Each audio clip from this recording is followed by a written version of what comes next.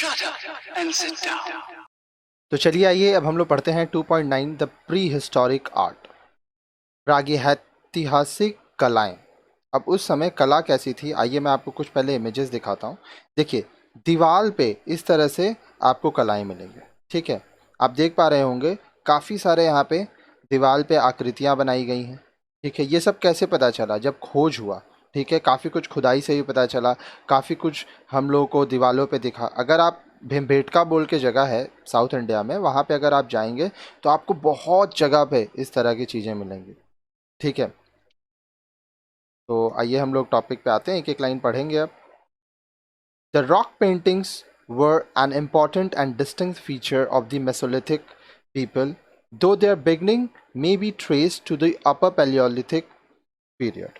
अब देखिए, चट्टानों पर चित्रकारी करना, ये मेसोलिथिक पीपल, मध्य पाषाण युग के जो लोग थे, उनकी बहुत ही महत्वपूर्ण और अलग विशेषता है। और यह माना जाता है कि जो अपर पैलियोलिथिक पीरियड है, जो कि उत्तर पूरा पाषाण काल है, इसकी शुरुआत पत्थरों पर चित्रकारी करने की, चट्टानों पर चित्रकारी करने की शुरुआत यहीं से हो गई थी। These paintings are made on the walls of rock shelters, maximum of which have been found at Bhimbetka in Madhya Pradesh. अब देखिए ये जो चित्रकारी है, ठीक है, जो कि हम लोग देखते हैं कि कहाँ बनाया गया है, चट्टानों में जो बसेरे थे, जहाँ पे लोग पहले हम लोग बोलते थे ना चट्टानों में, गुफाओं में रहते थे, ठीक है, उसके दीवार में बनाया गया है। और ज़्यादातर ये मध्य प्रदेश में भिम्बेटका बोल के जगह है, वहाँ पे पाया गया। These throw light on the social and economic life on Mesolithic people। अब इससे हम लोग को पता चलता है कि आपका मध्य पाषाण युग के जो लोग थे, इनकी सामाजिक और आर्थिक जिंदगी कैसी थी। The main subject of paintings are hunting and fishing and food gathering. अब यह जो चित्रकारी थी, इसमें ज़्यादातर क्या विषय होते थे कि शिकार कैसे करना है, फिशिंग कैसे होती थी, मछली कैसे पाला जाता था, पकड़ा जाता था, ठीक है। उसके बाद कैसे खाना इकट्ठा किया जाता था। एनिमल्स लाइक बॉ, buffalo and monkey and nilgai are often depicted in these painting. अब देखिए बहुत सारे जानवर होते थे, जैसे सुअर, भैंस, बंदर, बकरी, नीलगाय, ठीक है। इन सभी को पेंटिंग में दिखाया गया है। आइए मैं आपको दिखाता हूँ यहाँ पे पेंटिंग 2.7, ठीक है। देखिए इस तरह से, ऐसे तो हम वीडियो के स्टार्टिंग में भी आपको कुछ पेंटिंग्स दिखाए थे, यहाँ पे भी देखिए ये इस तरह से बकरी है, ठीक है। इसको प्री हिस्टोरिक आर्ट कहा गया था, ठीक है।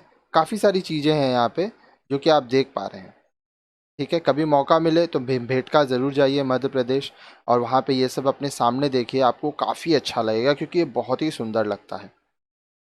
The social activities like the child birth, rearing of child and burial ceremonies are also shown in the rock paintings। अब देखिए चट्टानों पर की गई जो चित्रकारियां हैं, रॉक पेंटिंग्स जो हैं, उसमें बच्चों का जन्म कैसे होता, बच्चों को कैसे पाला पोसा जाता, किस तरह से जब दफनाया जाता, जब लोग मर जाते उनकी रीति रिवाज क्या थी, उन सब के बारे में यहाँ पे आपको जानकारी मिलेगा। These scenes of hunting in a group suggest that Mesolithic people lived in small groups। अब जो हम लोग चित्रकारी देखे उसमें हम लोग को ये नज़र आया कि लोग समुदाय में ग्रुप बनाकर, समूह बनाकर शिकार करते थे। तो ये पता चला कि जो मध्य पाषाण युग के लोग थे वह छोटे छोटे समुदाय, छोटे छोटे समूह में रहते थे। Thus we can say that the Mesolithic society was more stable than the one in Paleolithic age, though hunting, gathering still remained its mere preoccupation। तो इसलिए हम लोग कह सकते हैं कि जो मध्य पाषाण युग का जो समाज था, ठीक है, वो पैलियोलिथिक एज मतलब पूरा पाषाण युग के समाज से ज़्यादा स्थिर था, ठीक है। लेकिन अभी भी शिकार करना और खाना इकट्ठा करना इनका मुख्य पेशा था। तो इस तरह से यहाँ पे आप स्टोन एज के बारे में काफ़ी आपको जानकारी मिला।